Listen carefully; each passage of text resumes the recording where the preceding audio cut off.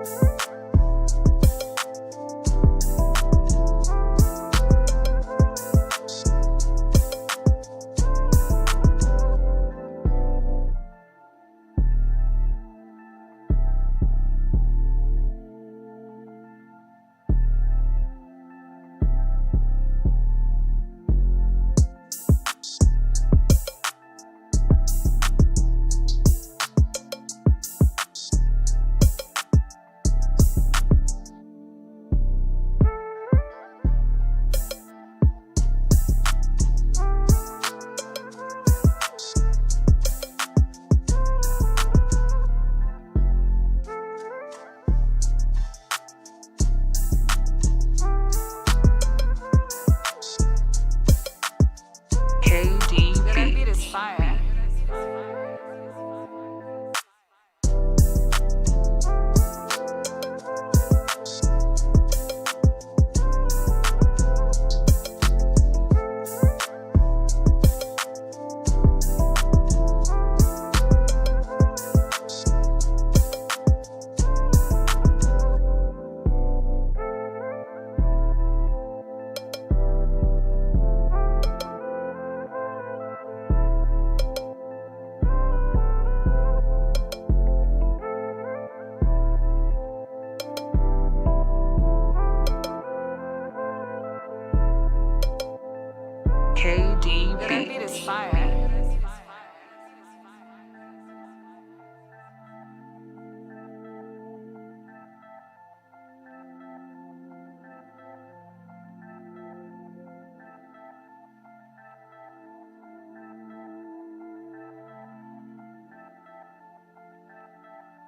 KD That beat is fire.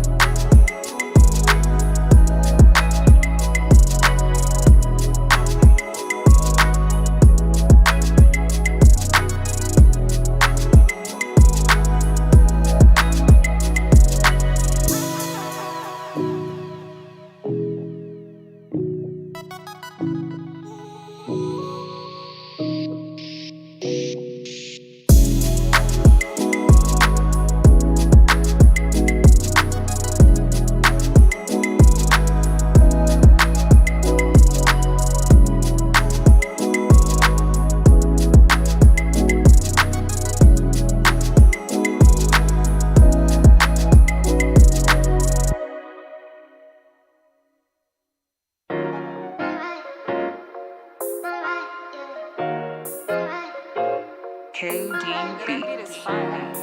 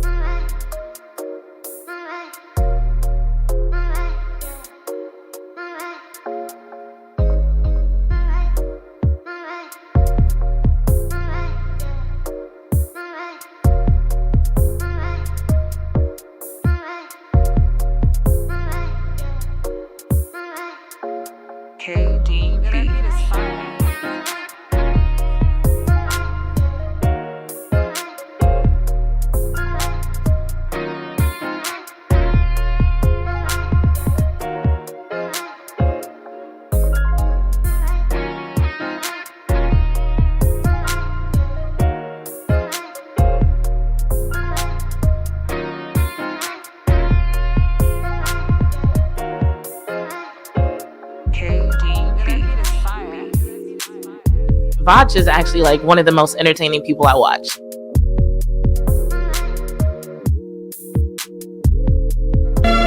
Salute.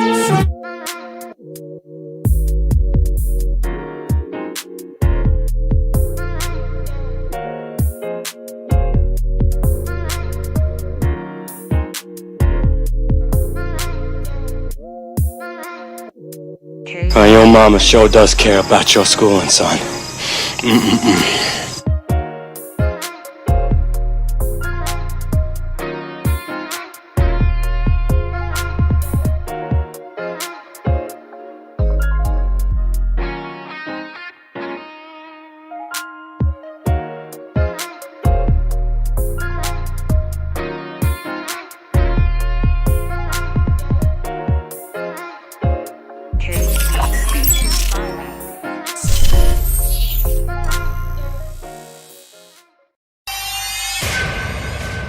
Beats Planet.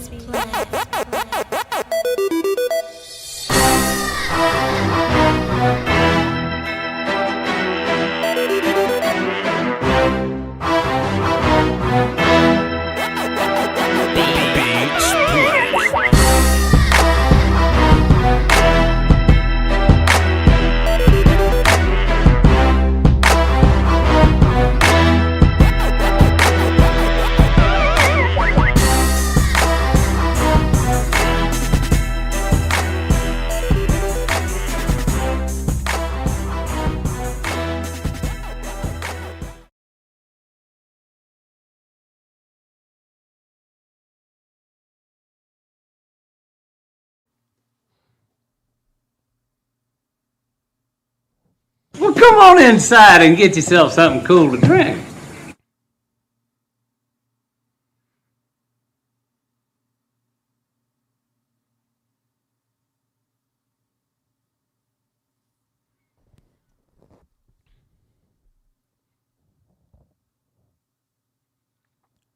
And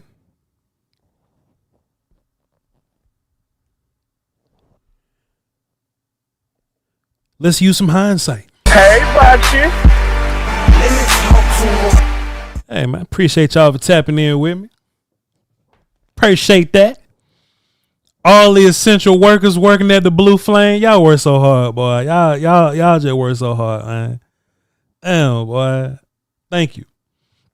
Everybody tapped in, you know. Thank you. Trying to get to 100,000 subs. We real close to 98.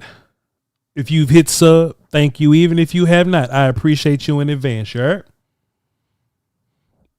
Got a little talk to y'all about, you know what I'm saying? I'm not ashamed of, you know, when I'm breaking down things and I got my analysis bag going, I'm not ashamed of hindsight. You know, sometimes I got to use hindsight to have more foresight. Very good. Very good. Very good. I'm a young Cowboy fan, you know? It's okay. It's all right. Sometimes my hindsight helps me with my foresight, you know? I'm a young Cowboy fan, 33 now. I was born in 92. And I know a lot of Cowboy fans didn't always have Cowboy media covering coaches and things like that. But in this new world in the National Football League, boy, we got media coaches. So now what we're able to do is cross-examine. Let me turn my fan on with my remote.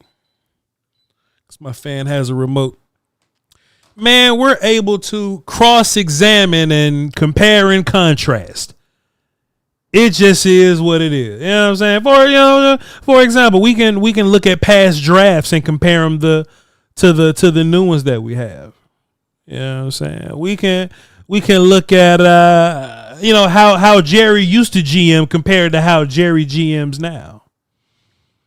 You know what I'm saying? Other times, we could evaluate, you know what I'm saying? We could evaluate, how Tony was as a quarterback versus how Quincy was. You know what I'm talking about?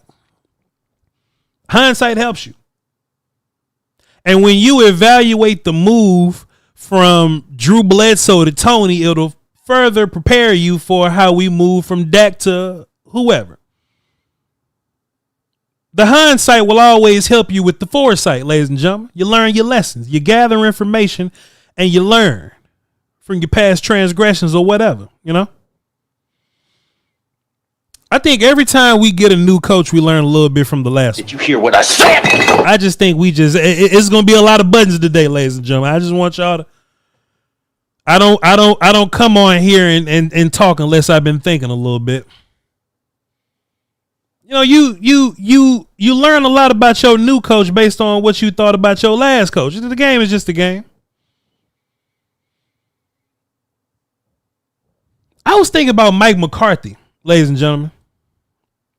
I remember all those Mike McCarthy press conferences. In chat, y'all can feel free to stop me anytime I'm lying. You understand what I'm saying? This is an open chat box here. We have the kind of culture where you can come in and correct me. If I'm wrong, tell me I'm lying in the chat. Please. I remember Mike McCarthy in his press conference. He was a new coach here at the Dallas Cowboys. You know how they do. First thing they do is put the microphone in their face. I bet. And every time you get a new coach, they ask about what you gonna do different culture-wise. They always ask what you gonna do different about the culture, And Mike McCarthy had a different answer than Jason Garrett. Jason had a different answer than Wade. But I remember when they asked Mike McCarthy about the culture that he's going to bring to the Cowboys, and Mike McCarthy was big on that word, culture. He really tried to sell us on the idea of culture. But it took me to have hindsight to see where Mike McCarthy went wrong here. I'll give you an example. When Mike McCarthy was having his press conference or whatever, he was like, oh, well, the culture of the Cowboys that we gonna have is a culture of winning. Chat, y'all remember that? Remember that? Mike McCarthy said, hey, man, we're gonna have a culture of winning here. We're gonna be winners here at the Dallas Cowboys. You maybe said that? At the time, I didn't think anything of it. I thought it was fantastic how he said it. If you a team that's been going of winning here, we're gonna be winners here at the Dallas Cowboys. You maybe said that? At the time,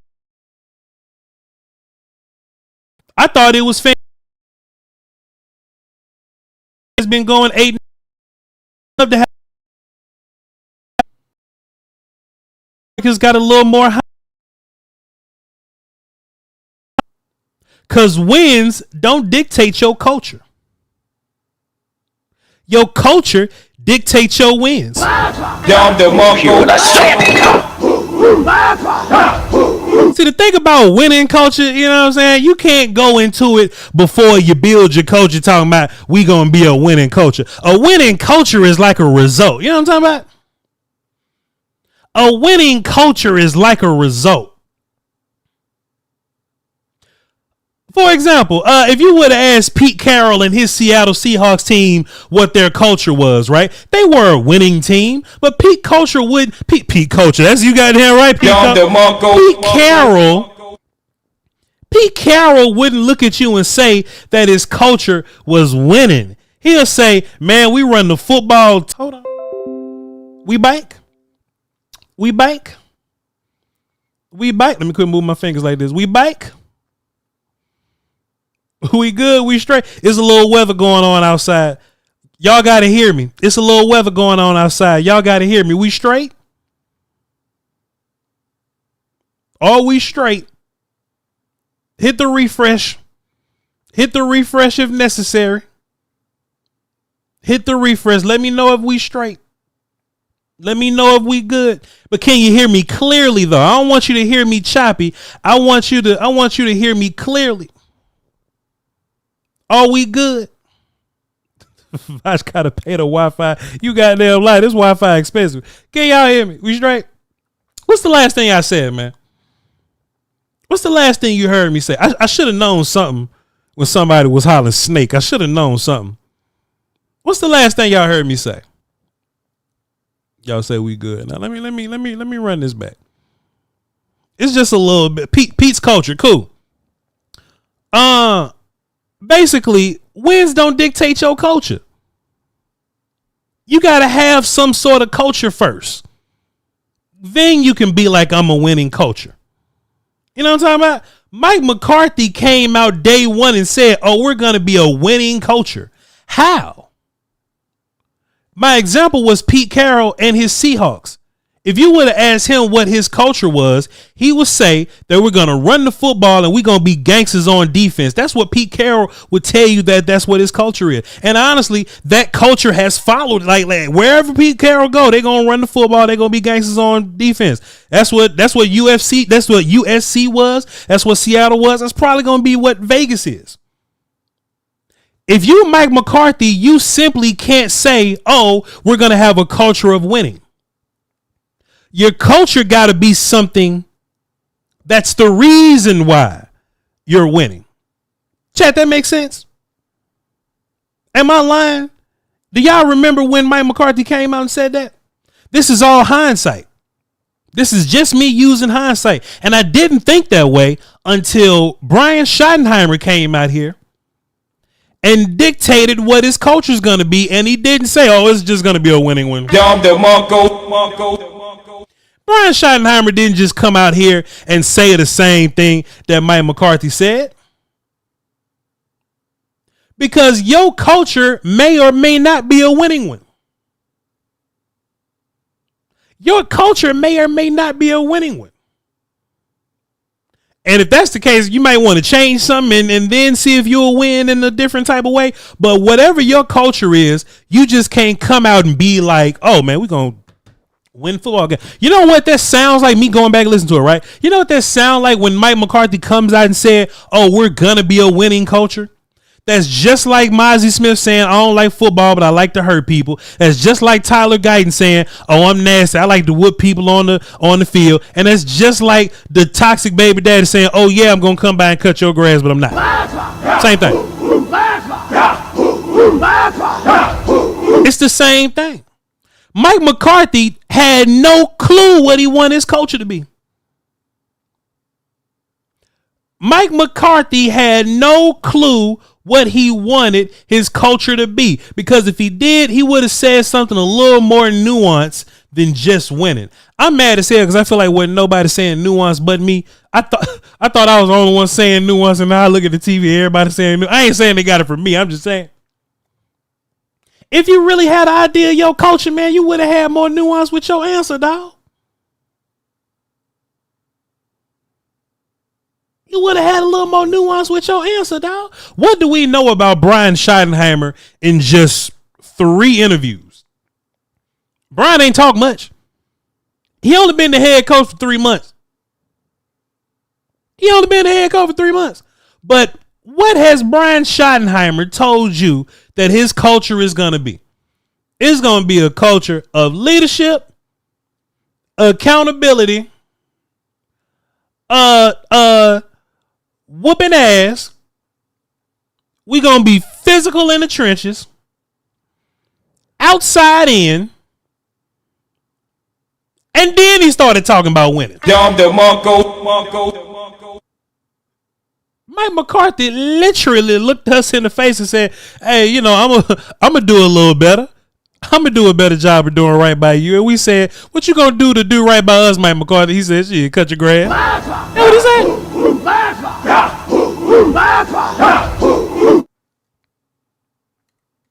I believe Brian Schottenheimer when he say this. I keep talking about draft court for my players.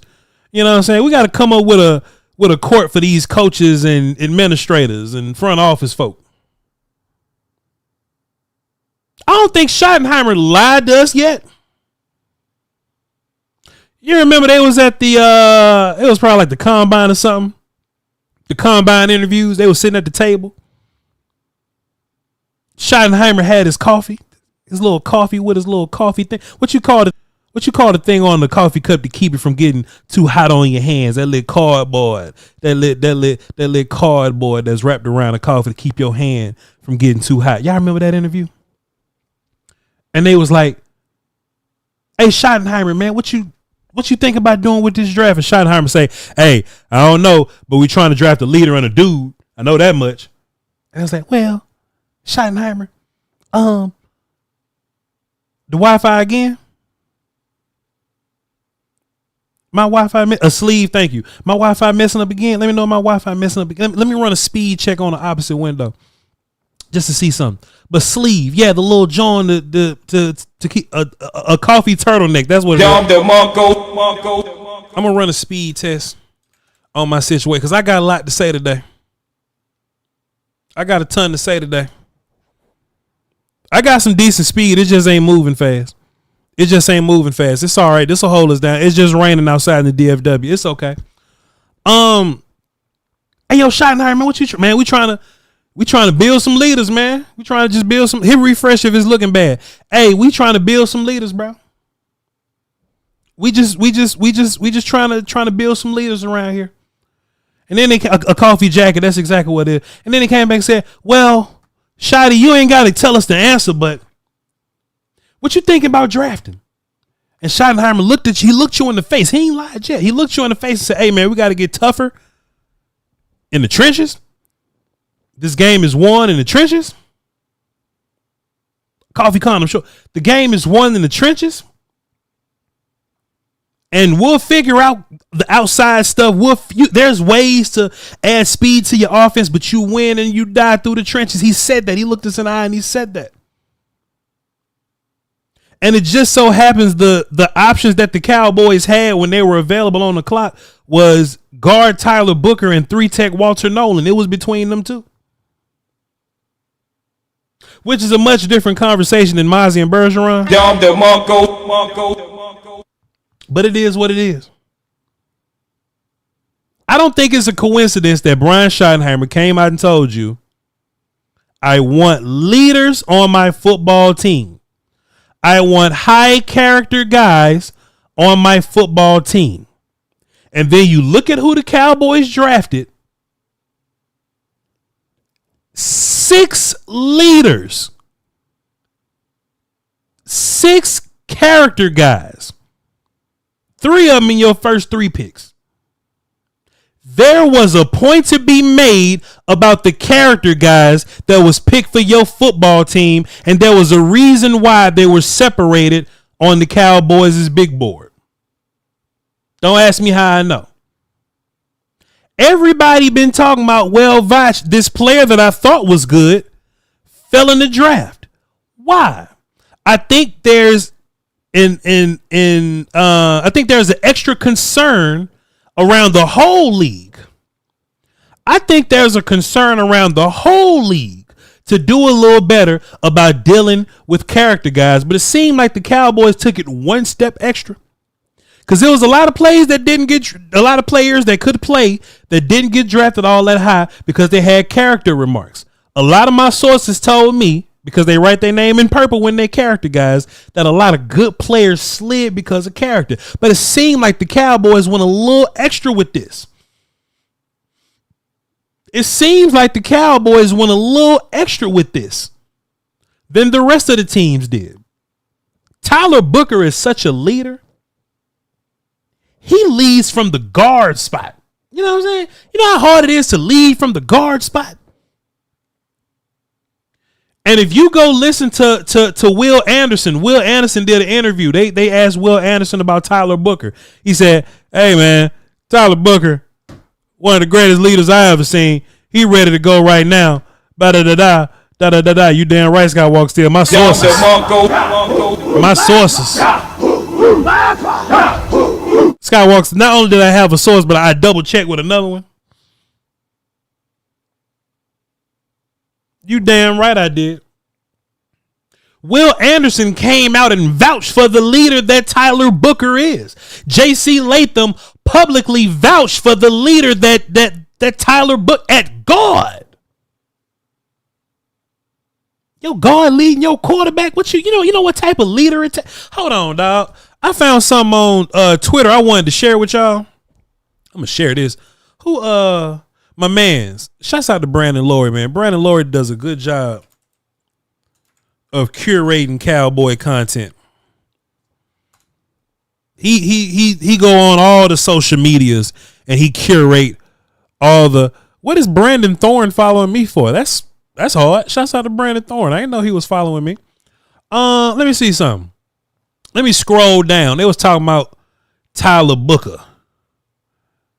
Hold on. Somebody was having an interview about the leader that Tyler Booker is. I'm gonna go find this mug. And it was about, y'all know how these players at the bowl game and stuff, and they be opting out of the bowl game and they don't want to be, you know what I'm saying? They just be kind of quitting on their team in the bowl game. You better not let me find this damn clip. The gist of the clip was basically Tyler Booker was ready to whoop ass on anybody that thought they was finna sit out the bowl game. Them hoes ain't play good in the bowl game. Michigan whooped their ass, but Tyler Booker was basically like, "Hey man, if y'all thinking about sitting out, you gonna have to deal with me, bro." Wait. Can y'all hear that? Can y'all hear that? Great things about Y'all heard that? Let me see something. Another example of leadership from Cowboys first round pick Tyler Booker. Before Alabama played Michigan in their bowl game, Tyler Booker told anyone that was considering opting out the game, they got to go through him. You hear really great things about how great he is off the field and how mean he is on the field. So I love that. He famously declared in the locker room that anyone opting out of the bowl game had to come through him personally to do it at Alabama. Which is pretty hell loud. yeah. Don't you love that? Yeah. Wow.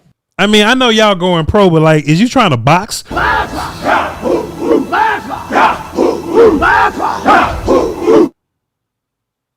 I mean, is y'all trying to box or something? Is y'all trying to... What you trying to do then? What you trying to do? I've played football before as a center, right? I know how hard it is to garner leadership as an offensive lineman, right? Because everybody's looking for the quarterback to do it.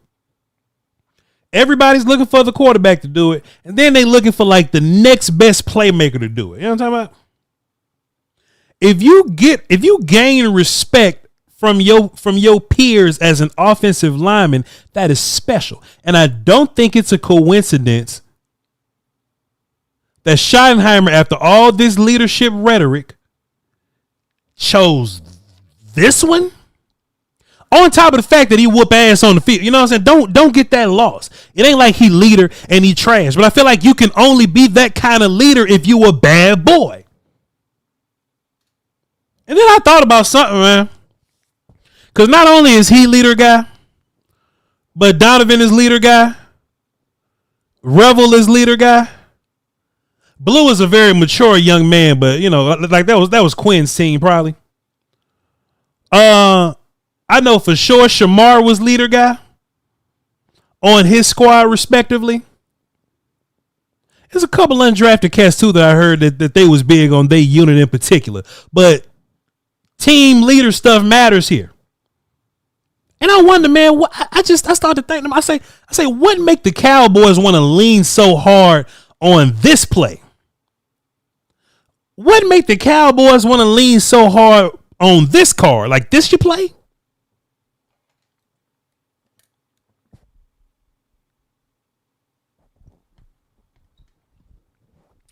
I wonder if Shoddy's assessment had any type of correlation of dudes that lack leadership and the type of dudes that Mike McCarthy like.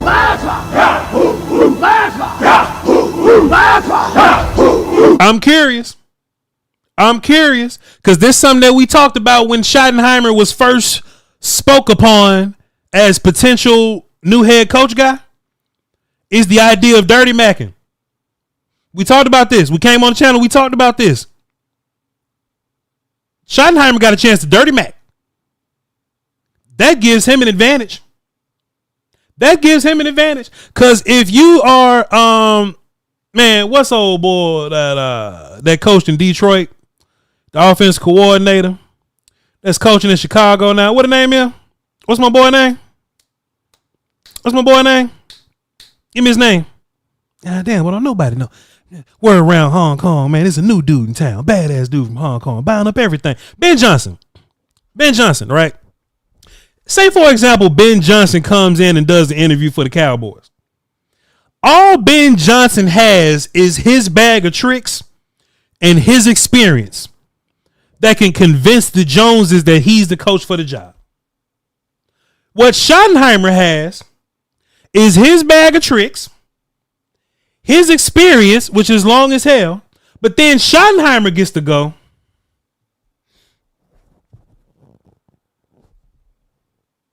man, Jerry, let me just come over there and cut your grass one time.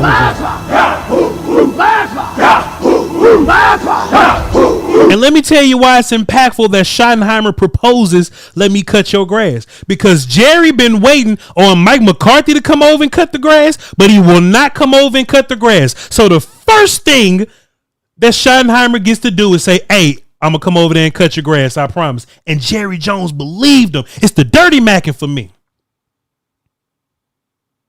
I watched the Pop the Balloon show. You know something interesting about the Pop the Balloon show? You hear them gals going there, and they talk about the kind of man that they don't want, and what you immediately think is, you know what, the last man probably did her like that. Or let be like, what you looking for in a man? And they say, well, I don't want a man that's going to sit on my couch and play video games all day. The first thing I think of is, you know what? I bet her last man sat on the couch and he played video games all day. That's just what I think. So if you the next man on the Pop the Balloon show and you have insight to that, and she say, hey, what you like to do for fun? I tell you what I don't like to do is play video games.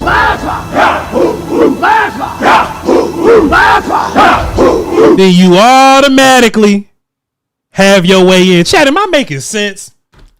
Am I making sense?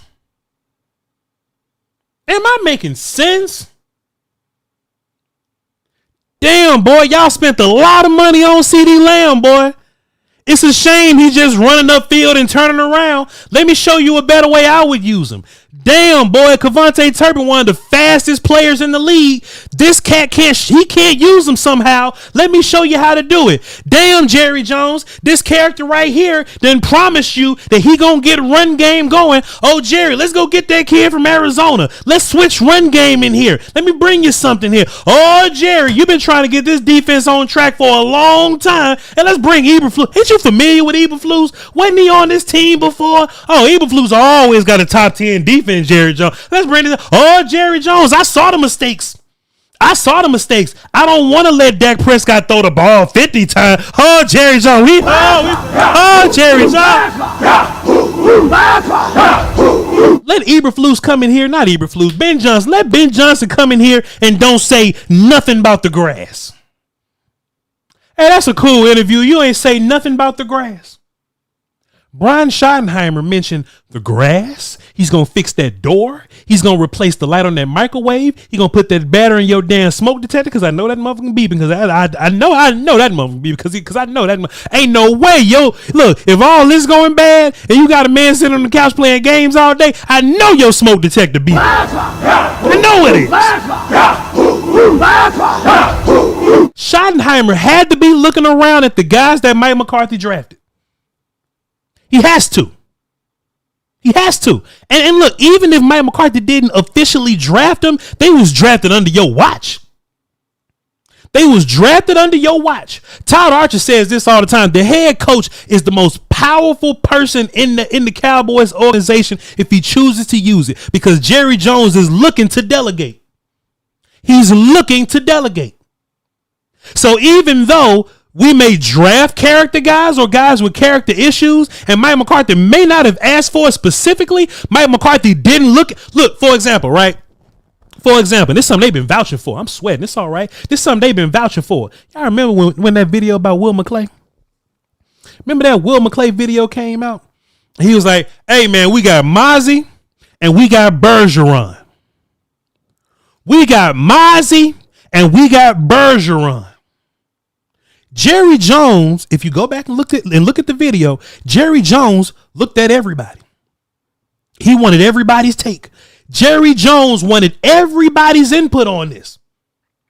Jerry's a billionaire. He ain't watching no film. Did y'all hear what I said? Hear what I said? Jerry not watching no damn film. He looking around. What y'all think? And Will McClay made his pitch for Mozzie Smith over Bergeron. And you know what Mike McCarthy did? Y'all saw the video. You know what Mike McCarthy did? Tell me if I'm lying. When Jerry Jones was looking for input and Will McClay was presenting his argument, you know what Mike McCarthy did? He told a joke. He didn't say shit. He told a joke. Remember that goofy ass joke he tried to make? Ain't nobody laugh at him. Hey, man. I don't even remember the joke. Y'all remember the damn joke he said? It wasn't funny. So don't nobody remember. He gave a little laugh. Will McClay was making his case, and he gave him a little laugh. Am I lying, Chet? Mike McCarthy added nothing to the party. When the Cowboys was on the clock this year, and Will McClay was doing this again, and Stephen Jones was on the phone like this, Brian Schottenheimer was waving his finger. Brian Schottenheimer was giving input. Jerry Jones looked around. Brian Schottenheimer had something to give him. It may not have been the final straw, but at least Brian Schottenheimer has something to give him. What this at least means to me is that if Mozzie was the pick and he was Will McClay's pick, Mike McCarthy ain't do nothing to stop it.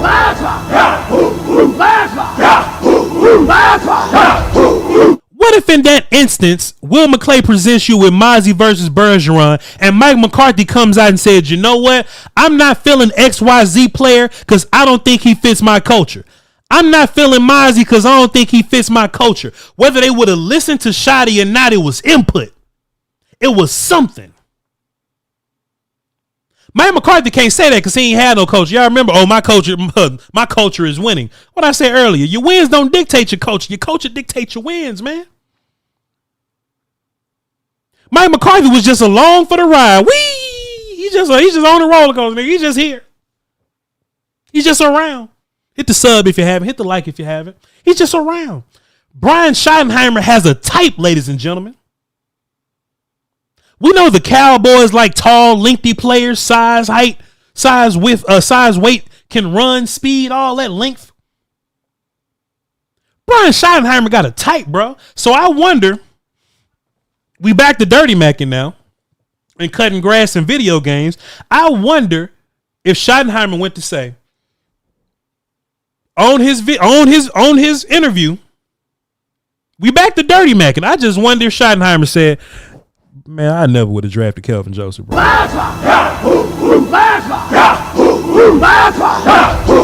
Hey, man, Mozzie wouldn't have been here on my watch, dog. Kalen Carter, man, I'm not drafting no rappers, bro. Listen, Mr. Jones, I'm not drafting no rappers, man. I'm telling you. No musical artists, bro. I want nothing but football guys, bro. I want nothing but football guys. Tyler Guyton, please, man, man, you crazy? Tyler Guyton been playing football for 18 games. Man, I'm looking for leaders, not accessories. I done DeMarco that. Sam DeGarrick, man, look, I never would have drafted Sam. Which goes back to draft court. Because Schottenheimer can dirty Mac and be all like, oh yeah, I'll never draft XYZ. You look at Schottenheimer's first draft, ain't no Kelvin Josephs in there. And look, I think Kelvin Joseph. Look, y'all know. I thought Kelvin was a cool player. He just wanted to rap and shoot shit. You know what I'm saying? Kelvin wanted to be good under the sea guy for real. Look, that wasn't on the film in Kentucky. You hear me? Wasn't on the LSU film neither. No. I'm not drafting these guys, bro. I'm not drafting these guys. These types of characters. And if I take you to draft court and I see the type of players you draft, look at the type of players he drafted in his first draft. These are your Cowboys. He's building a culture of accountability and competition. He keeps saying, "Oh, these players so mature." I never look.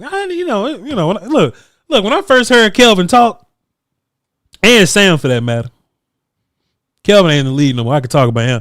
I knew Kelvin Joseph couldn't read when I first heard him.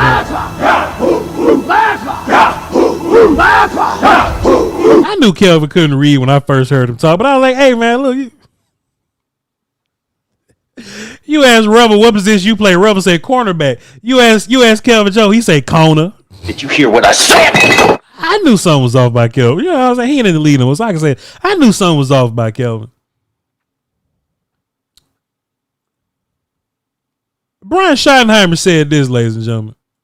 About here, like we have reviews, not installs. What does that mean? You know, we put the stuff out the night before. It's their responsibility, both the vets and the young guys. The rookies are no different, that they look it over. So when we start the meetings and we start doing installation, that it's not us teaching it to them cold. They should come with questions, ideas, and things like that. So when we ask questions, a little bit of peer pressure. You see the guys that have maybe looked it over more than the other guys. Coach Court, you can't just tell me that you're trying to build this culture of accountability and competition. I'm liable not to believe you if you just up and say it. I'll rewind it. I'll play it again. About here, like we have reviews, not installs. We have reviews, not installs. We don't have a period where we just sit around and teach it. We have a period where we review what you should have learned on your own. What does that mean?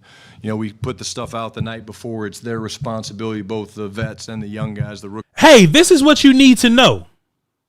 Kelvin, Mozzie, Tyler, Guyton, Chuma Adoga. I know he don't know the play. Sam. I have a culture of accountability. I'm not going to hand you anything. Sometimes Mike McCarthy was a little contradictory, you know. He was like, "Yeah, man, we want to practice hard, but we're going to take a lot of breaks." Like, he was both those guys. You know what I'm saying? He was both those guys at the same time, you know. Yeah, even Jalen Tolbert lined up at free safety one play. Yeah, sure. It's their responsibility, both the vets and the young guys, the rookies are no different, that they look it over. So when we start the meetings and we start doing installation, that it's not us teaching it to them cold. They should come with questions, ideas, and things like that. So when we ask questions, a little bit of peer pressure. You see the guys that have maybe looked it over more than the other guys. When we ask questions, it's a little peer pressure. It's a little peer pressure. It's a culture of accountability and competition. If I'm a right guard, let's say Lou is another right guard, and we both on the team together. They gave us 20 plays to learn the night before. If we show up and Lou know 15 plays, and I know them 20 real good, I'm gonna embarrass Lou in front of the whole team. I'm gonna embarrass him in front of the whole team. I'm in front of the room at least. You remember in Drumline? Hey man, what's the last rule in the rule book? Hey man, what the last rule is in the rule book? It's creating accountability to learn your plays, but if you don't know your plays, because we popcorn reading. Stay ahead of the game is the last rule. We popcorn reading. Kelvin Joseph wouldn't like that shit. We popcorn reading. We're going to discuss everything loudly. You're responsible for your own stuff. And if I know 20 plays and you know 15, they're going to remember that you only know 15. But what's going to happen next time? Shh. Lou finna come in here with the next chapter memorized. Coach Shotty said it even created a little peer pressure with the competition there. When we ask questions, a little bit of peer pressure. You see the guys that have maybe looked it over more than the other guys. Man, that's gonna make me want to learn more than you. Chat, why is this important? Because Schottenheimer has continuously sold us on this idea of this culture of credibility, of accountability and competition. You know what's eventually gonna happen? A Johnny Cornelius gonna have a certain amount of plays and Book gonna walk up to him like, hey man, you know play number 21, what it is? What it is? Let me find out you don't know what play 22 is. Let me find out you don't know who to block if it's counter verse 3-4 or if it's counter verse slide. Let me find out you don't know what to do. Schottenheimer is giving you evidence of himself changing the culture. Not just Mike McCarthy saying, oh, we're gonna be winners. We're gonna change the culture by winning. Schottenheimer is telling you how we're gonna win. That's gonna boost your culture.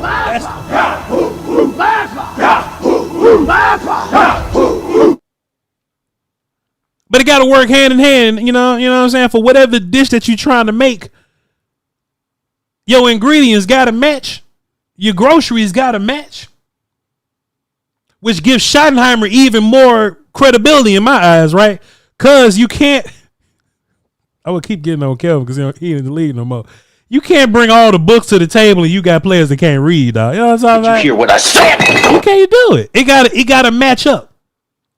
So if you're building this culture of accountability and competition, you gotta have players that are accountable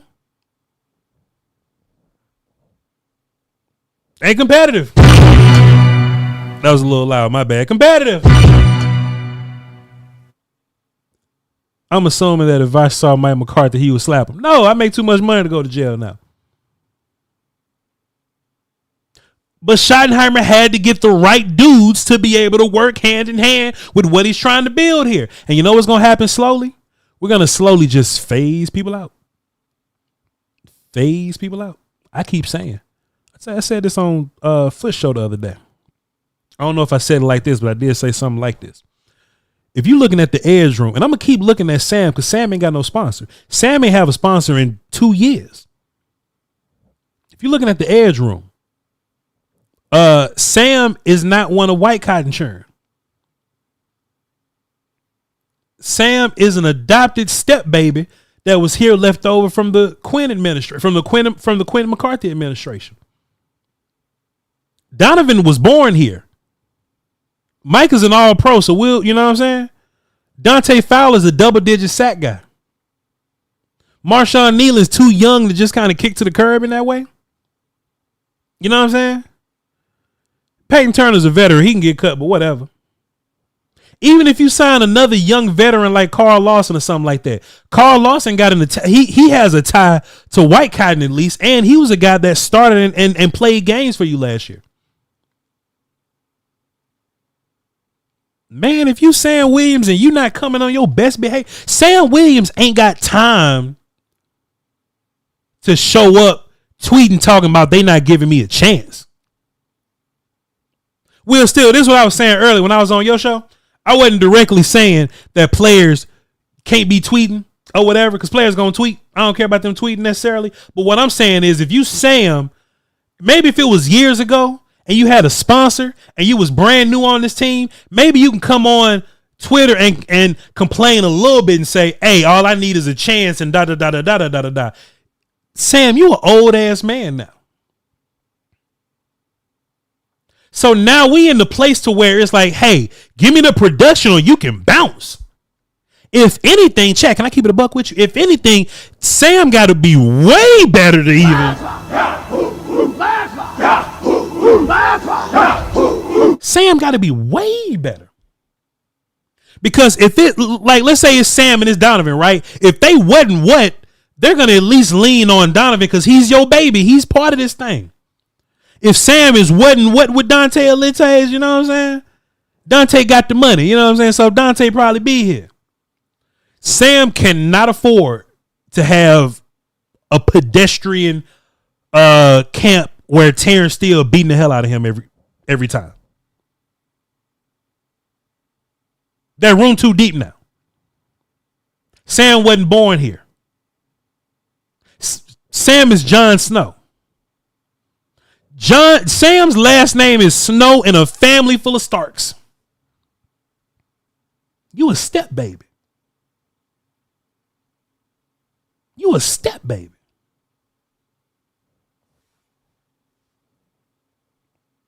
Listen to what Schottenheimer said about one of his kids, man.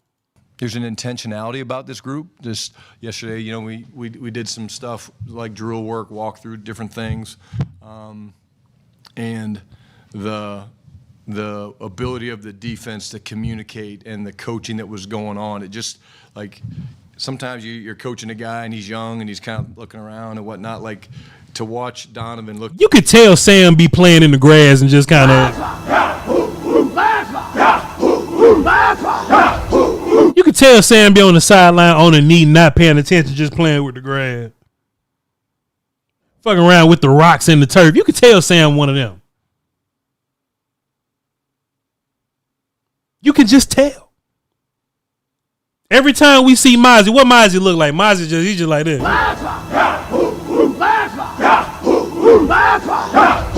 Every time I see Mozzie, it look like he ready to go home, man. Chad, am I making this up, bro? Am I lying? Chad, if I'm bullshit, man. Chad, if I'm bullshit, just tell me I'm bullshit, man. Sam playing in the grass and Mozzie just ready to go home. His head all the way to the side.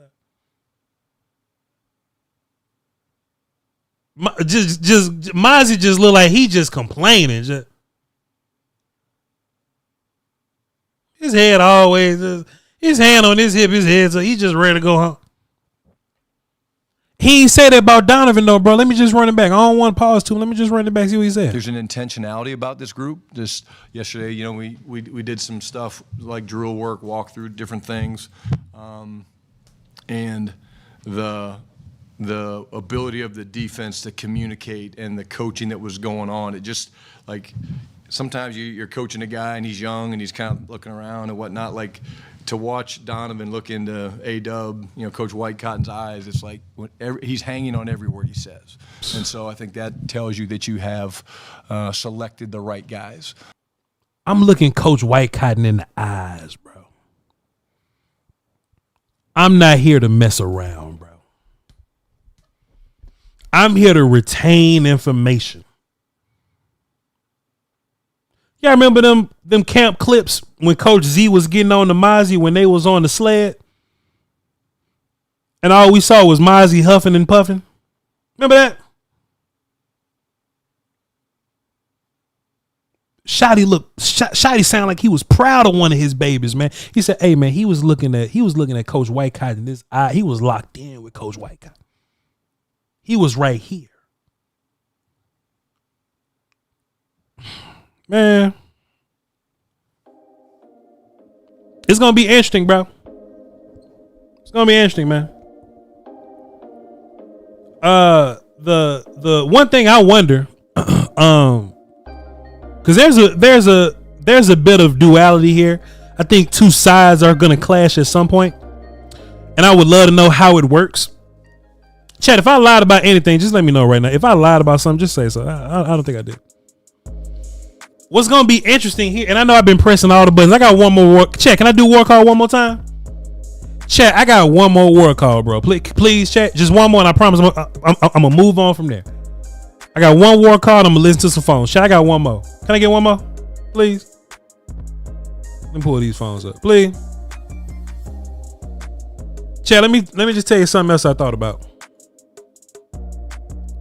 I was talking to, I got a war call to Don DeMarco. I was talking to James Slade about this. Don DeMarco. My bad.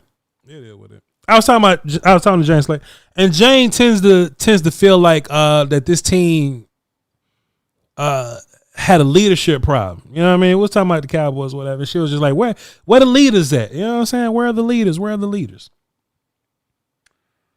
I think that was a sentiment that's probably been echoed throughout the organization. You know, if you look at your team, your real leader is 4. You know? And now Tank is gone. And Zach is gone, and Tyron retired, but he was gone. Here's my last word call, chat. I'm interested to know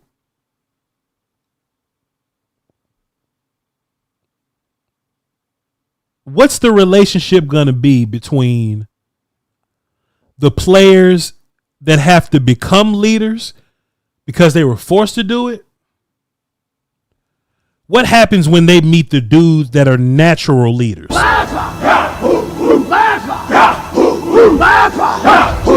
What I mean by that is like when your leadership room kind of get wiped out or whatever, and we looking around going, all right, Micah, lead us.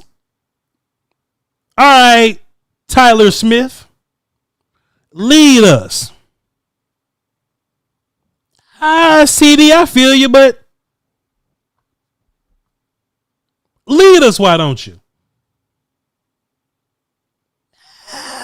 It'll be nice if Donovan would lead us sometime. I wonder what's going to happen when those guys that you're kind of forcing to step up versus the dudes that are going to step up on their own volition. Tyler Booker's walking in the door telling you what he about to do.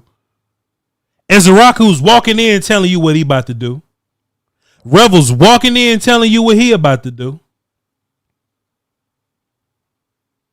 The rest of them cats gonna have to get in where they fit in at. But y'all see where I'm going with this? I think it's an interesting question. I think it's an interesting question that, you know, we should all have some sort of answer to. I don't know how we're gonna get the answer, but we'll find a way to get it. You wanna know who always has an answer for you? There are times in life you wish you had a do-over. A chance to warp back in time to change your fate. Back to before you made the wrong choice. If you're in a wreck, make the smart choice right away.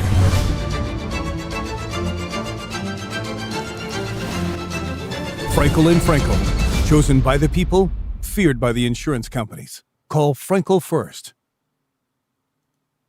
A big shout out to the Frankels. Frankel and Frankel, you're the best injury attorney in the DFW. They are native to DFW. They've been serving DFW for years, ladies and gentlemen. If you get hit by a negligent driver, a big truck, anything like that, call the Frankels, 214-333-3333. They are incredibly local and they cool as hell. If you call them, you will talk to a Frankel. You won't talk to some answer machine. You won't talk to some call center. You won't talk to some AI bot. You're going to talk to a Frankel that cares about your case. You ain't got to pay nothing until you win. You know what I'm talking about? Go to frankelfirm.com and take a look at all those testimonies. 214-333-3333. We got some callers. We gonna get to him. We ain't doing nothing else. Call Voch 202-926-1127. Access code 309104. It's on the screen. So let me tell y'all something. I'm here to talk. I ain't doing nothing else. I got Bleach Report at 6. All right. So that give us a good little hour to get this in super chats in. So let's run it. Let's get LA on here. What up, LA? At least I'm doing something. Yeah, I'm moving. I'm moving and I'm listening. I'm just moving and I'm growing. But yeah, like it's an epidemic now. My son is 21 and yeah, he doesn't value. I'm trying to get him not to be lazy, you know, and he keeps finding every excuse why he can't, you know, do something. Like, man, this is crazy. My dad was a pioneer blood. He was born 1900. And he invented road steel fenders and rock noses. Oh, wow. His company, we don't have anything with it other than it carries the family name. But it's 82 years old. Oh, wow. It's a corporation now with CEOs, boards of directors. My dad ran this one-man shop.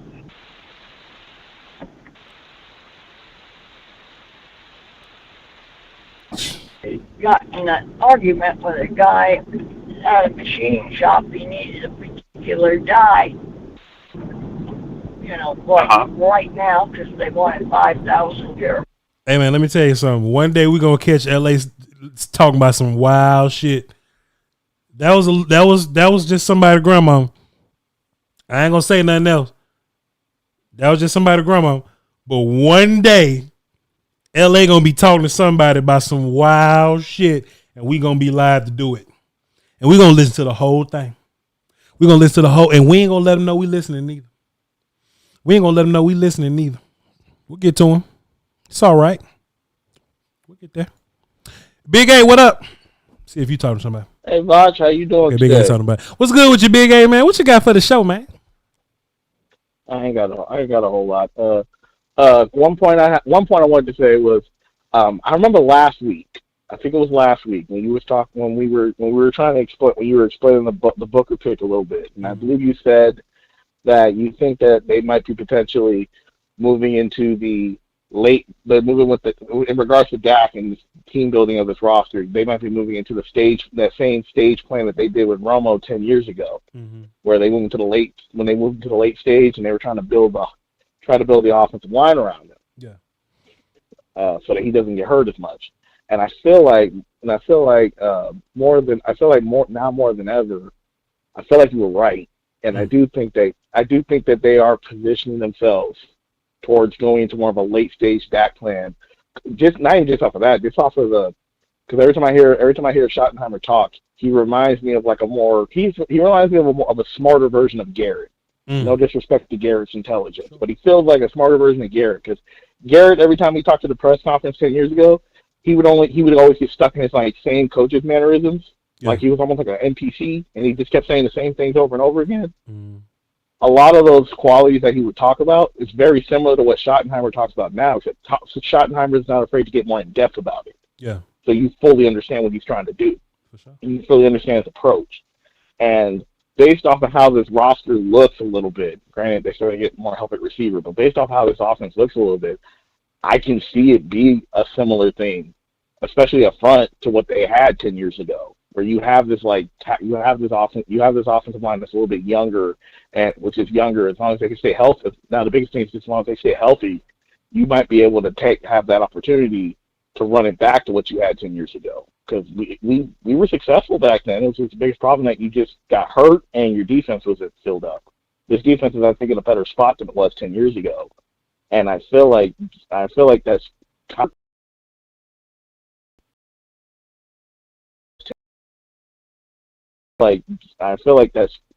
of like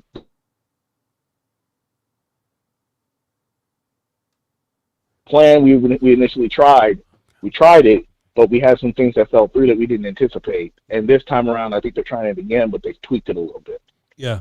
I think the Cowboys are putting all their bets on these next 4 years with Dak. I think this might be the last 4 if it's not as successful as they think it is. So, honestly, I think if you have a franchise type quarterback, I think you should do everything in your power to make it easy for him. I don't think it's fair to try to make that dude win games by himself. I think you take a look at what Kansas City tried to do in the Super Bowl. That was a dude trying to win games by himself. So I think if you have a guy, you should try to put as much around him to make his job easier, as opposed to trying to lean on that guy. I love Dak, but I don't want to lean on Dak. I would love a game if Dak could throw for 150 yards, we win by 20. That'd be fantastic. I just want to win, and I think that's when Tony was at his best. Appreciate you, brother. Yeah. No problem. Yes, sir. Yes, sir. Yes, sir. We'll still say, did the storm take me out? Shit, probably. Y'all, no, hold on. We're gonna let it recalibrate and do its thing. Y'all good? We're gonna let because it's raining out here. Big storm. Let me see. I'm still Will still talking about. Oh, Will still say never mind. Chat, y'all great. Y'all good, chat? Y'all good, chat? Hit refresh. It look like I'm streaming. Yeah, hit refresh.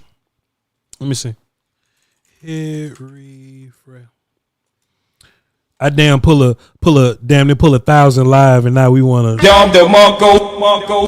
Y'all are something else. We gonna hang in there. Let's get Caller Steve on the phone. See what he's talking about. Hey, Voch. Hey.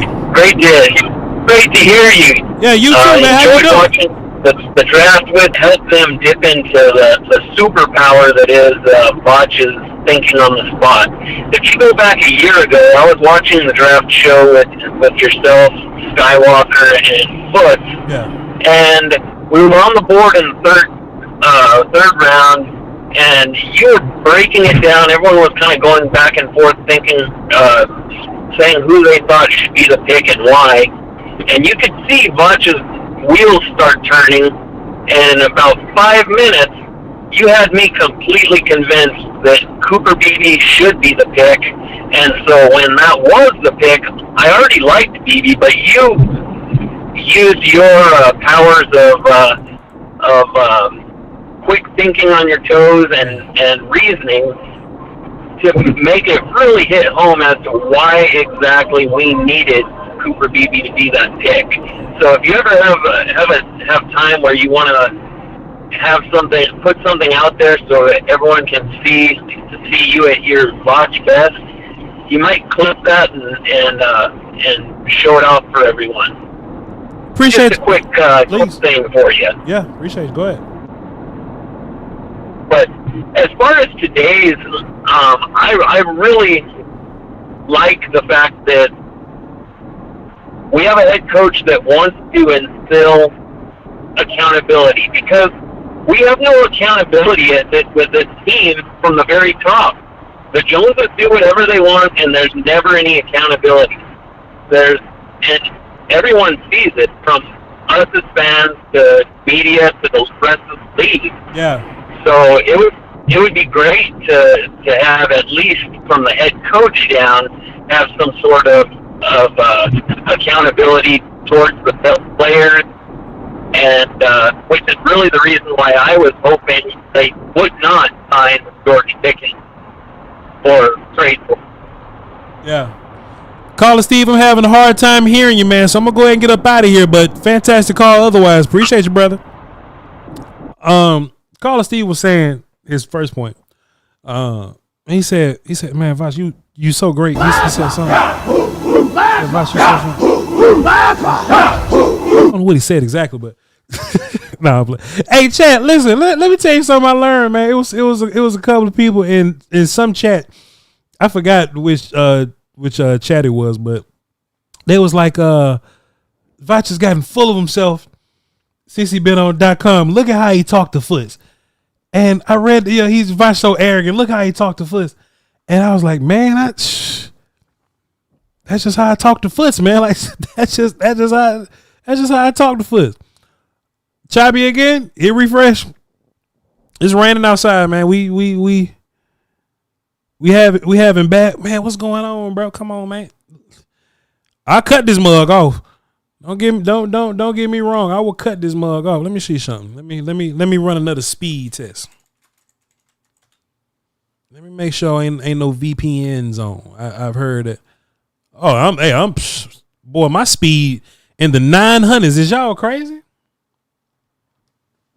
My speed in the 900s, man. I'm good. Y'all gotta hit refresh. Yeah. My download and upload is at 900. I got NASA up in here. We good.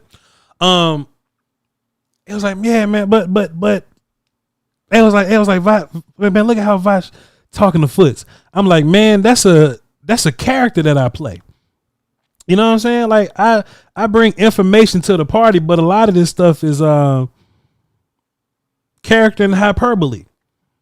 You know what I'm saying? When I was explaining the whole Mike McCarthy stuff earlier, if I'd have said it boring, y'all would have cut the show off. I gotta say it like I'm preaching. You know what I'm saying? It is what it is.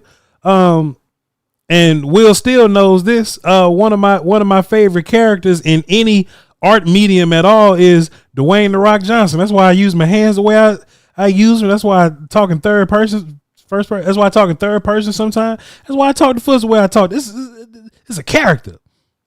But I thought my family knew that. I thought my family knew that by now. It is what it is. Yeah, man, my speed is fine. So if y'all can't hear me, hit refresh. We good. Great sermon too. I know. You ain't wrong. Let's get Mike from New Orleans on the phone. Let's see what Mike from New Orleans talking about. What up, Mike? Yo, what up, Voch, man? First thing I want to do is congratulate you, man, on all your success, man. To quote Martin, you like a man smoking a cigarette at a gas station, brother. You about to blow up. Man, I appreciate you playing, man. Here's the thing. Yeah. Here's the thing, bro. Like, I think the thing with the Cowboys, man, like they had a lot of people that didn't really like each other. Like you saw with Michael Parsons and D-Law.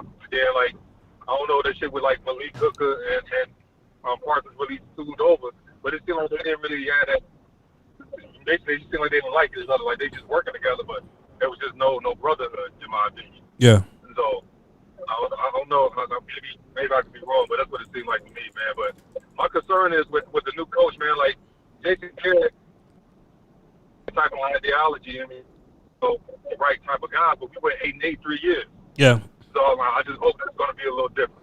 You know, that not everybody can be choir boys, man. We need some people need to be able to kind of be a little, like Charles Daly, like. Yeah.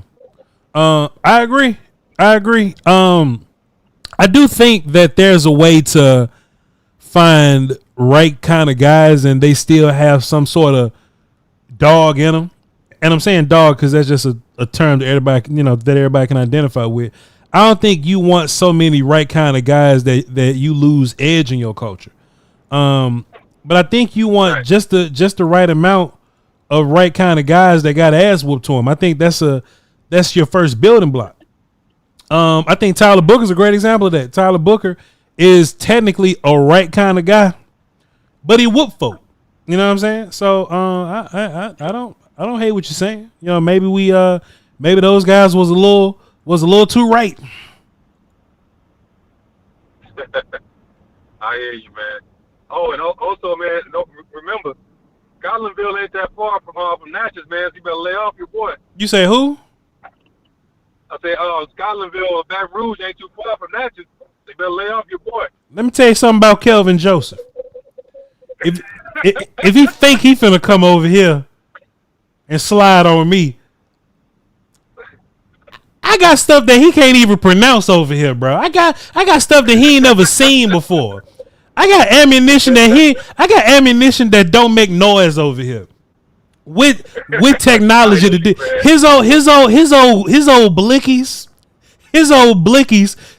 do not stand up to a good old fashioned firearm.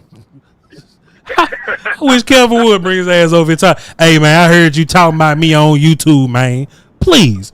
Appreciate you, man. Good call. Thank you. Hey, good talking to you, man. Hey, you know how they talk out there in PR too. That's funny, bro. Yeah, I understand. Yeah. It's all good. Well, I wish he would try to run up and turn something sideways. Boy, I had it in here too.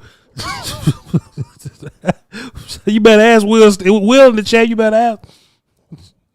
I got some new shit that zoom in to 150. Got some new shit that magnifies my optic to 150. Is you crazy? Boy, I get you at the stop sign. Is you kidding me? Shouts out to Kelvin though. I come in peace. What up, Reek? Hey, what's going on, Voch? What's going on, Cowboy Nation? What's good, player? What you got for the show? You talking about boss man fat talking shit? I'm not talking about nobody. I'm talking about anybody that's thinking about it. I'm just saying that anybody. I will use all. Look, Will still say I got a protocol. He ain't lying. I'm gonna turn off all the lights in my house and I'm gonna make it to where I can see you and you can't see me. That's facts. I feel you. Will Steele was there. Hey, man, we actually practiced the drills. We turned the lights off and practiced the drills. But go ahead. Yeah, man. Like I was about to say, I know Calvin Joseph. You're the last one he should ever be talking junk to because you're the only one that streamer I know that was excited about him when he was coming to Dallas. Yeah. And made a dang a cheer baby for him. I sure did. I know his cheer baby ass ain't talking shit to you. You was the only one saying Calvin Joseph. Everybody else did not want Calvin Joseph on this team. Yeah. It was like he did not love football. Yeah. Before he showed everybody he did not love football. Yeah. So he needs to go get his skills up on the field before he want to come back into the streets with the bullshit. he should be the last one talking junk about anybody. Fair enough. But yeah. I'm gonna say this. Hey, the conference has been locked. Cowboys now, man, they making some good building blocks, but I really believe they're not done yet. They should not even feel comfortable with being done yet because C.D. Lamb said he needs a running mate, and you better go. They need to go get him a running mate, somebody that's qualified to run with him and help him out on the offensive side of the ball. And as far as if you ask me, I think we need another wide receiver and a D tackle, and another D tackle to help Mozzie out. Yeah, you know what I mean? Because if we can get a nasty, maybe an older veteran in here with Mozzie, I think we'll be straight, man. Yeah. We have to show some toughness, man, because Philly already showed us what they're gonna do. Yeah. They're gonna run. Yeah. So we got to stop the run, but at the same time, while stopping the run, we still got to have a good pass rush and be able to cover a little while. Yeah. I think we going in the right direction, but at the same time too, they need to bring a little bit more talent on this team. You know what I mean? Need a couple more veterans, and I think we can do the damn thing because I think everybody in our division, as far as on paper, they got a little bit better. Yeah. And I want to be in the race. I want to be in the race with these guys in the NFC East because I really think it's going to be a little bit more interesting than everybody thinking. Because I don't think that Philly is going to run away with the whole thing if these teams are going to play like I think they might play this next season coming up. Yeah. Because I really believe that I think the Giants, they got a little bit better, at least on paper, if you ask me. Sure. With some of the picks they made, I think they got a little bit better. And got to watch out for the Commanders. And we already know the Eagles they're the ones with the target on their back. So I want to shoot at the target, and I want to hit the target. Yeah. You know what I mean? So I think it's going to be a dog fight. So if it's going to be a dog fight, we need more dogs on this team for this fight. Yeah. That's all I'm saying. And definitely Jones is to step back and let Shotty do his thing. And his coaches do their thing. Just finish grocery shopping. Yeah. I think we should be all right. I feel you, brother. Good call, man. Salute. Salute. Chad, I tell you what, man, I would, and honestly, I don't think the Cowboys are done. I think they got a whole nother push that they're gonna make. The comp formula's out the way. Everybody's kind of cheap right now. Draft is over. Team kind of, cutting other if you drafted heavy somewhere, then you're cutting players that was on your roster right now. This is where the Cowboys, this is where they really want to shine at. This is where they find Carl Lawson for $38 and Eric Kendricks in them. So I would like to find and look, I think it's a lot that you could do. I'm thinking one tech. I bring Carl Lawson in again. I mean, I've mentioned this before, but I know you set at the top 3 pass rushes, but make some competition at the 4th and the 5th guy. Edge 6 got to walk or something. You know what I'm saying? I bring in another corner, receiver. I bring another linebacker in just for camp body and depth purposes. We done brought 1,000 offensive line in, but don't nobody know their name. I bring in 2 receivers just to do it and let them compete with the undrafted. I'm having a full 90 guys, a full roster, as full of a roster as possible with 90 guys. I'm gonna fill it up, and I'm gonna let them fight it out. I got Bleacher Report in a little bit. I don't want to play clock game necessarily. I want to hear y'all out. But I do want to talk to all 6 of y'all. So kind of come on in, say what you got, and go ahead and run it for me. Bleacher Report at 6. I mean, I got to be there before 6, but come on in. Poindexter, what up? What's up, man? And look, I've been watching you doing that draft show and stuff, man, and you've done a great job. Hey, man, it's kind of nice to get paid for something you do for free. You hear what I'm saying? Man, I tell you that. Yes, sir. You ain't lying. Because you've been doing this thing, man. You've been doing this thing, man, and I'm glad that the work is paid off, man. I'm like a proud uncle. Like, look at nephew. You know what I mean? Man. And as long as you leave them motherfuckers at home, you'll be just fine. You know what I'm saying? I appreciate you. I appreciate your point, Dex, for sure. You ain't lying. Go ahead. But you was just saying, and I was finna come in and say it. Hey, man, I like it when you churn that roster, man. Keep that roster churning. Yeah. Bring in whoever you need to bring in. Keep that competition going. Yeah. You see these young players coming in, they like, man, look, if I ain't competing with Dak or Parsons or CeeDee Lamb, hey, man, I can get on this roster. Mm-hmm. You know what I mean? These dudes been talking about, hey, man, I want to get on this roster. I think I can make some hay. They looking at Toba saying, hey, man, I can take your job, you know, but then you got the thing when you're talking about a Mozzie or a Guyton or Mingo. I seen Mingo, man, and he takes about 2 many steps to get into his break, man. He taking 2 or 3 extra steps just to get into his break, man, and that does not look good.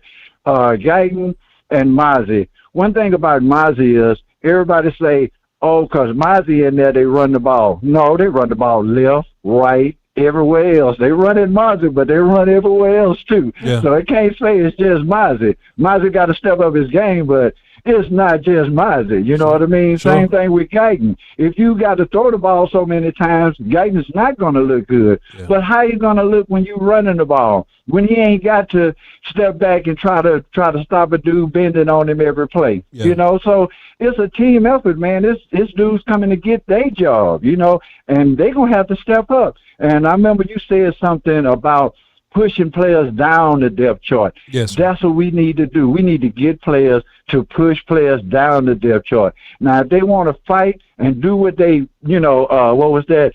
Our guys, the right guys, just the guy. We don't need them. We need football players, baby. Yeah. We need people that's going to come in there and play some football. You know what I'm saying? Yeah. Now, I know you ain't got much time. You got something else to do, man, but continued success. Oh, and one more thing. Did you see the movie Sinners? No, sir, I haven't, but I'm trying to make a plan to go see it. Yes, sir. I'm trying to. I know you've been busy, man, but it's off the chain. It is definitely off the chain. Hey, man, have a blessed day, man. God bless you. I love you. You keep doing it, man. And look, I've been watching you and Brothers. I've been watching the break. I don't even watch the break, but when you was on there, I had to watch it, dog. Yeah, so have a blessed day, man. It's always great talking to you. Appreciate you, player. Good call. Shouts out to Poindexter, man. It's funny as hell. Poindexter cussed real bad one time and ain't cuss again the rest of the call. It was on his mind. Shouts out to my guy Poindexter. It was on his mind. Let's get JR on the phone. What up, JR? What? Hey. What's good, baby? What's good? What's happening with you? Yeah, I'm doing good, man. You know, I'm over on Dad Dude. You know I feel. You know, holding it down. You know what I'm saying? I honestly, you know, after you know, reviewing your wonderful critical analysis on the perspective and motive of Brian Schottenheimer coming in as a head coach and contrasting that to what we saw previously in a McCarthy head coach-led regime, I would say that I am excited and hopeful because I love good, strong leadership. Yeah. And you got guys that want to do the right thing because they're going to do the right thing, and that's because it's the right thing to do, not because such and such is watching or because, I'm going to get brownie points or anything like that. You know what I'm saying? It's because they genuinely want to do the right thing. That's when you're going to get an effective culture change, because now they are going to be the ones that's going to be the example. So when you see that one player take his tape off and he throw it at the he ain't going to go back to his locker and say, oh, somebody's going to pick it up. He's going to get his butt up and he's going to go up there and get that goddamn tape and throw it in the trash. Yeah. You see, because that's what a goddamn leader does. That's what a leader does. Someone who also is going to ball out on the field. They're going to be in your face, but they're going to get their butt in that goddamn film room. And they're going to study, and they're going to be prepared. If they posting those 20 plays in everyone's position, when it come time for the meeting tomorrow, you ain't got to worry about if they going to know all 20 plays in everybody's position. Because goddamn, that's what a leader does. And I would be pressed to ask if a McCarthy knew how to guide leaders. Parsons is a man who's a leader. Parsons is going to do his darn job. He's going to know his darn job and everybody else's job because he's going to make sure everybody is in place. And if they ain't in place doing what they're supposed to do, who you think they're going to have to deal with when they get to their sideline? You see what I'm saying? Yeah. When you got a Parsons, you got to know how to use a Parsons to get to other people. But you yourself got to be that. See, Parsons is the type of person, he's not going to look you in the eye and see that you ain't doing your darn job and give you that same respect and attention. You see? So that made me question. I'm like, man, was McCarthy really in there doing his goddamn job? That's the first thing. The second thing, because you said something, what's going to happen when you get guys who have to assume the leadership role because ain't nobody else doing it? When they come in contact with somebody who are natural born leader, what's going to happen? I'm going to tell you exactly what's going to happen. Out there, some boys, they're going to get up out their damn seat. They're going to get up out their driver's seat. And you know what? Some of them are going to be happy to go to the passenger seat. Yeah. Because they ain't got it in them. Look, I'm just saying like this, all right? Everybody wants that price tag of Ferrari on them. But everybody ain't got no Ferrari engine in that hood, baby. That's all I got to see it. I got to say it how it is. Everybody wants to be a Ferrari, but it don't have a Ferrari engine under that darn hood. You know what I'm saying? Yeah. Now, Voch, I love you. You know I'm 8 toes down with you. Praying in spirit, baby. I know you got some people you got to get to, so I'm going to get out your way. Keep doing your thing. Y'all hit that like, hit that subscribe, you know what I'm saying? I'll hear y'all next time. It's Pryor, baby. 8 toes down, kind of crazy, man.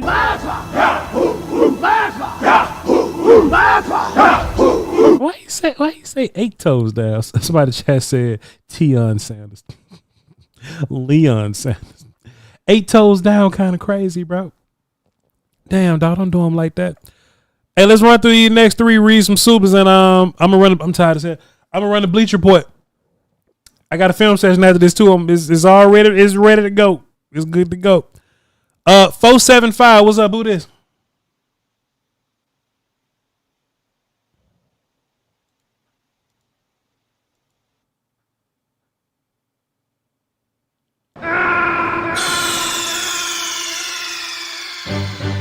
Snake, are you okay? Snake?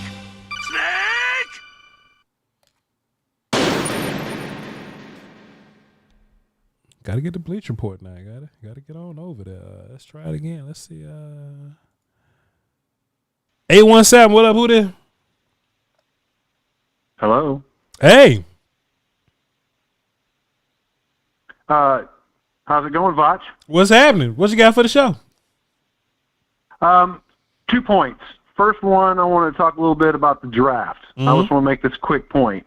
No trash, a little flash, and a whole lot of bash. That's what we did in the draft this year. Yeah. We looked for players that have leadership and work ethic, not just for talent, right? Because perspiration beats inspiration every single time. All right. We need people to come into this team and lead and do the work, and I think that's what they did. My second point is this. Okay. Shotty is not just talk. He has showed us in the draft that he means what he says he says. Oh, yeah. Because he got people that are going to come in and give us competition at every position, especially when you're talking about Joe Milton and Will Greer. And I know a lot of people aren't talking about this, so I'm going to turn this over to you. I want your thoughts on this being a very similar situation right now to right before when Romo went down. If you remember, we had Kellen Moore, and he was the second string, and then he went down, and then somehow third-string quarterback became our starting quarterback, right? And Romo retired. And now we are in a situation where, let's just say something happens to Dak. I mean, God forbid, I'm not wishing that on anybody, but let's say something happens. We're literally right in that same situation, and I'm going to get out of here and let you talk about it. All right. Appreciate you. Good call. I won't lie. And I won't assume that my last Cowboy, I won't assume that my last caller was a Dak hater or anything like that. I don't want to just put that on people's jacket. let me just explain how wild this is and how rare Dak's situation was. That's like we got Dak. He's ready to go. Something happens in the last preseason game. And Will Greer just pops up and win 13 games.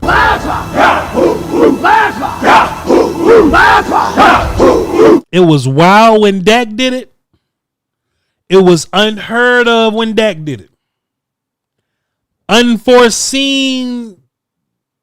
It just wasn't even possible that your third string quarterback just popped up and won you 13 games. I think it's incredibly rare to put that on Will Greer like that. Or at least project for Will Greer or Joe Milton. I think once Dak is gone, I think both those gentlemen have an opportunity to fight for their life. Till then, they got to fight for quarterback too. Let's get this last call in before we tap in with Bleacher and the film session I got. 925, what up, who this? And Supers. Hey, Voch, you can hear me? Yes, sir. Hey, this is Trey from St. Louis. I've been listening to you for the last couple of years. Great job with everything you're doing. A lot of people have been talking about the draft and all that. I want to take a step back and look back at those 3 years when we went 12-5, Mm-hmm. especially those 2 Niner losses. What do you think? Can you list out the quarterbacks you think could have led that team that are playing right now to a Super Bowl, and which is the worst quarterback out of that group? That's an incredibly hard exercise to do, but what I will say is I think a lot of times your coaching has left you compromised. I think your coaching has left you compromised in a lot of these situations. I think this last San Francisco loss was a little worse, because you got blown out in this loss. And I do blame that largely on the idea that you was running the field and turning around. And it does seem like Dak looks like a different dude versus San Francisco. But what you have to be able to do in those situations is take pressure off Dak. We had no answer to take pressure off Dak. One game we just simply didn't, and it seemed like the whole Tony Pollard experiment just didn't work at all. One game we didn't use Tony and he was there. The next game Tony was hurt and we still ain't used him. The other game Tony was just gone. And I think you just lacked dudes outside of CeeDee Lamb that can step up and do something for you. That's just how I feel. Amari Cooper was there. And I ain't about to make excuse for Amari Cooper, man. But y'all know Cooper. Yeah, Coop tend to shut down sometimes. And look, to be fair, Dak wasn't great in those games. But we know Dak's not great in those games. So if I'm the coach and I know Dak's not great in those games, I'm trying to find any other reason for anybody else to get things shaken that's not named Dak. I think your defense played fine in those first 2 games. I believe you gave up 19 and 17 points. Your defense gave you a shot. Just didn't put it all together. So when you get into territory like that, you like being good enough to beat Jacksonville don't mean nothing, or being good enough to beat the Colts don't mean nothing. You got to do things that make you good enough to beat the elite teams, and that's block elite fronts, and that's run the ball versus elite defenses, throw the ball versus elite passing concepts. And your quarterback wasn't good enough, your talent wasn't good enough, and your scheme wasn't good enough to deal with what they had done to you scheme wise.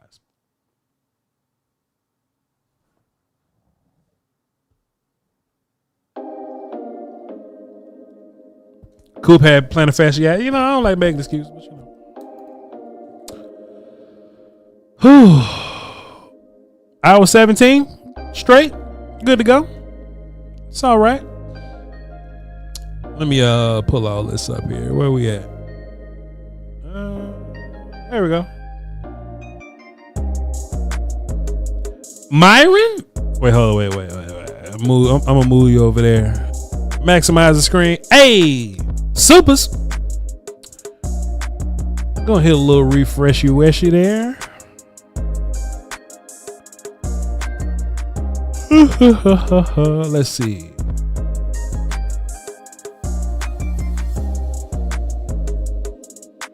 Somebody super chatted me today. Didn't I see somebody super chat me? Cause I don't want to miss nobody. If y'all hold on. Cause if we straight, then I'm about to run and get ready for Bleacher Report. We straight. We straight.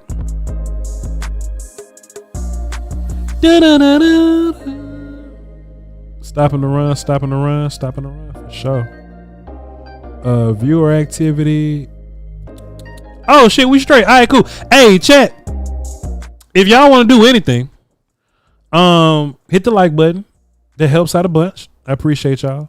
Also, in case you ain't been paying attention, man, we real close to 100,000 subs, man. We are very close to it, and I'm just trying to fill that out, man. I'm just trying to finish that off. Hey.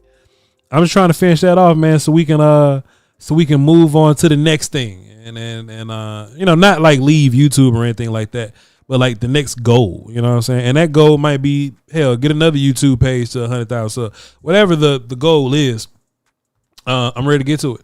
I'm ready to get to it and knock that joint out. So if y'all don't mind, y'all please hit that button for me. We are currently at 97,932. Well, 97,932 subs. So hey man, if y'all ain't hit the button, hold me down. Somebody said Holden playing for $3. He definitely is. We gotta have a conversation about that, man. Holden is good. All right, so snap, hold on, chat. Wait a minute. Don't leave. Let's see if anybody's live right now. See if anybody else is live right now. A small YouTube in particular. The Ravens released Justin Tucker. Damn. How sad. What is 105.3 The Fan doing? What they numbers is right now? Where they at? It is Barry Melrose. He's undefeated in games. Yeah, I was just trying to see something. All right. Hey, man.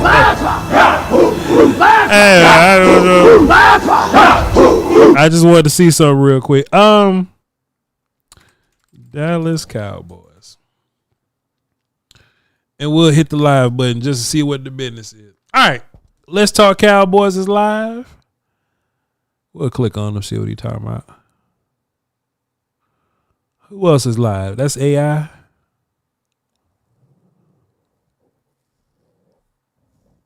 Let's see Ugly routes. There it is, Kevin Edwards. Again, I mean, we hating on these guys, Kevin, and we know doggone well the scheme was terrible. We know the scheme was terrible. We talk out of both sides of our mouth sometimes. We know the scheme was terrible. We got to see what these guys are. Check, can we get a raid real quick? We will see what they are, but again, man, I'm telling you, man, he's just gotta take advantage of his opportunity. Can we get a raid Don't get real caught quick? up in the money thing. You let me do that. you let me complain about the money. You let us complain about the money. But you, Trayshawn Holden, you don't complain about the money. You continue to be thankful for the opportunity. Trayshawn complain about money? Everybody say you are. It don't matter if it's on the Cowboys. Trayshawn Holden gonna play. Katharina Kiss, facts all day long. You know I'm agreeing with you. Trayshawn complain about money? Good at calling plays. It's terrible. Complain about money. Hallelujah. Yeah, I mean that gonna be better. What did I say? Forgive me.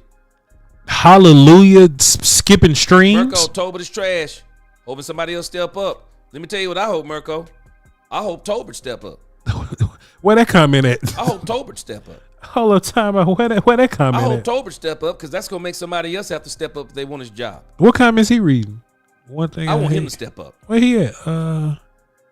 I want guys on this team to all make steps. Coach Saban.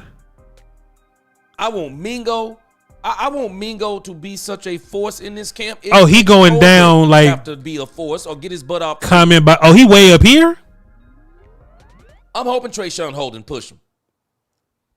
Ah shit! All right, y'all. Chat. Everybody's been talking about Trayshawn Holden. I want him to push him too.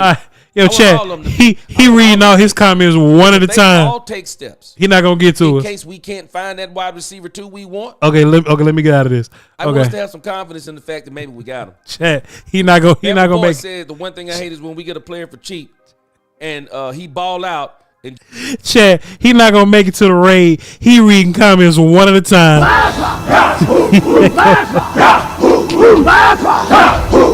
He way at the top of his chat. He don't start from the bottom and go up. He start at the bottom and he go down till it run out. We raiding the hell out of this channel. Let me see something. Vikings are have 3 elite receivers. Look, chat. Let me show you something. Wide receivers in football. The Eagles have ultra elite wide receivers. This is where we at. We down here. Well, I tell you this.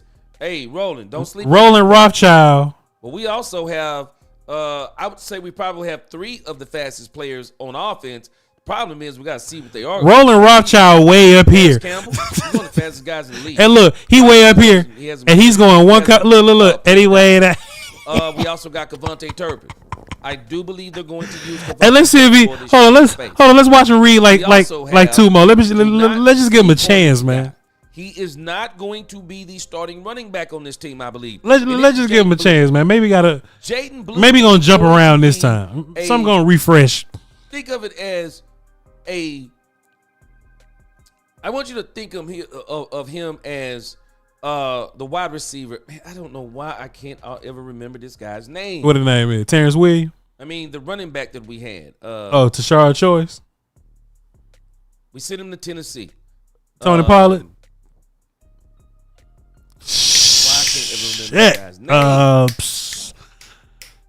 Anyway, y'all know who I'm talking about. The running back. Even if we told him Tony Pollard, he wouldn't see it because we way at the bottom of the chat. Let me get his name. You can't even help him. You can't even help him with his name. Tony Pollard. Man, what's wrong with my memory? Got to start eating more turmeric. Yeah, he's gonna be a better Tony Pollard. 100%. Okay, he definitely got us this time. Hold on. Yes, sir. That's it, Bama boy. Got to get it how you live, G. All right, y'all. I appreciate it. Hey, look, he go. He'll get there. He'll get there. Hey, we gotta raid him at the beginning of the show. We gotta raid him when we first start, and by the time we get to supers, he'll be ready. He going comment by comment, but he reading all of them. I respect the craft though, bro.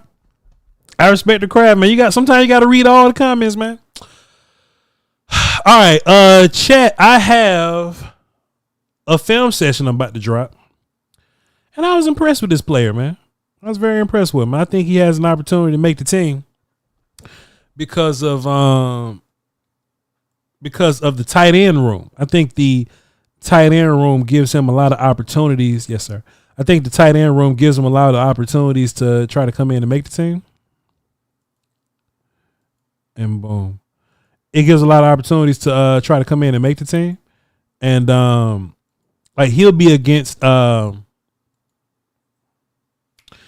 Stevens immediately, right? Like his first camp battle will be against John Stevens because of the type of tight end that he is. And he's not going against Ferguson or Schoonmaker or Brevin Ford because he's not like those guys. So undrafted free agent Rivaldo Fairweather from Auburn, the tight end, I just dropped that film session right now. It's on the channel. And I appreciate y'all if y'all go watch. Let me see something real quick. Let me see if he said wide receivers don't go ahead and hold us your trust. He's still talking to Roland Rothschild. All right, chat. Hey, I appreciate y'all. Go watch that film session. Where y'all at? There y'all go. Go watch that film session. Love y'all to pieces. We gonna stream some more. We gonna find a little bit of time to stream some. He killing numbers wise. He got 400 live up here. Damn near 400 live of them. 400 live viewers for 10,000 subs. That's massive. That's massive. So shouts out to him. He got a lit formula over here that's working live stream. Look, he don't read all the comments on time, but he got a lit something going on over here. Man. D Webb, he said it's not whether you go, it's what you do when you get there. Yeah, okay. I got it. Yes, sir. You gonna read all of them. Hey man, love y'all to pieces. Straight up facts. Till next time. Yes, let me put this up there. D Webb, that's right. Salute. That's why I said, if I was his father, man, I'd be telling him, you got your opportunity. The money don't matter.